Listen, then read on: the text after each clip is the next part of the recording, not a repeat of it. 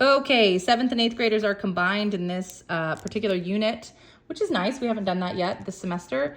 And they're both working on a combination of ratios and proportions. Now the 7th graders are kind of get used to it and pause and hit another unit after that. The 8th graders will use it to continue on to slope and applying it on a graph. For now, we just got to get used to the idea of manipulating fractions in a way that isn't what you've typically seen. So a ratio is the idea of you have a fruit salad and I have 2 apples for every 4 oranges in my recipe. Proportions, on the other hand, are more part to whole. It doesn't matter though. So what you're doing is looking for ratios. Let's say I do have 2 apples. I don't know what I said, but let's say 4 oranges and 1 banana. And this is something similar to what we're doing in class right now, 2 servings of a smoothie.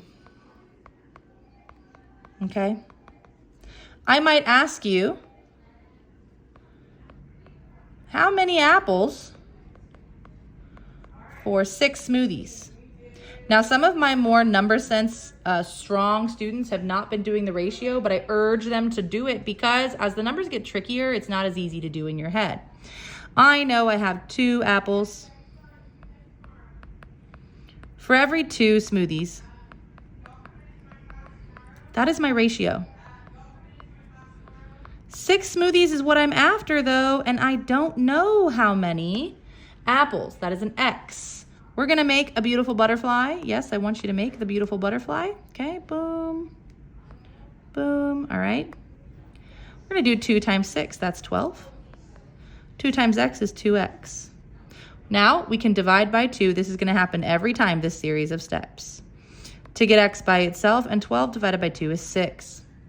Obviously 2 over 2 is 6 over 6, at least obvious to some, not to others, okay? The idea here is we're manipulating these rates and proportions in a lot of word problems. That's probably why they're kind of bummed out. To get familiar with trying to find an unknown. This is going to lead into percent of change. We're gonna hit before that a review on just plain percentages.